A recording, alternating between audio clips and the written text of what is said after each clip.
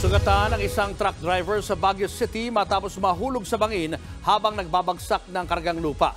Nasa frontline ng balitang yan si Rainiel Pawid.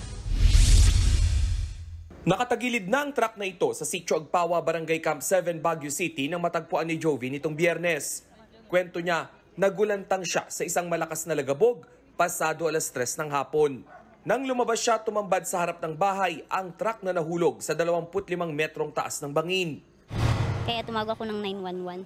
Tapos yun, pinasabi ng 911 kung saan ako malapit location, sabi ko sa Station 8 po. Medyo matagal kaya tumakbo na po ako ron. Minotor ko na po. Tapos tumawag na ako ng pulis.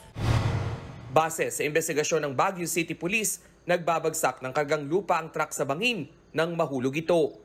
Naipit sa truck at nagtamo ng sugat sa ulo at kamay ang 41 taong gulang na driver nito. Hindi po makaalis kasi yung lalaki, yung driver po. Mag-isa niya lang, wala po siyang pahinante. Kaya medyo parang nahirapan siguro siyang mag-dump ng lupa. Nasobrahan po siguro kaya bumalik-baligtad na siya. Lumalabas din sa investigasyon na human error ang dahilan ng insidente dahil nagkamali ng tansya ang driver habang nagbababa ito ng mga karga. Hindi niya kinonsider yung area kung saan siya nag-dump ng soil. Kasi kung mechanical is nakakondisyon yung sasakyan.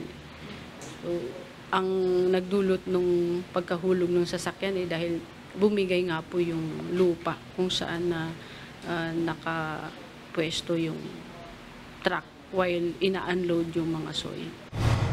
Maliban sa nahulog na truck, wala namang napinsalang ari-arian o infrastruktura sa lugar. Mayo 4 nang makalabas na ng ospital ang truck driver. Nagbabalita mula sa frontline, Rainiel Pawid, News 5. Mga kapatid, Julius Babaw po. Iba na ang may alam at may pakialam sa panahon ngayon. Para sa frontline ng mga balita, mag-follow at mag-subscribe sa social media pages ng News 5.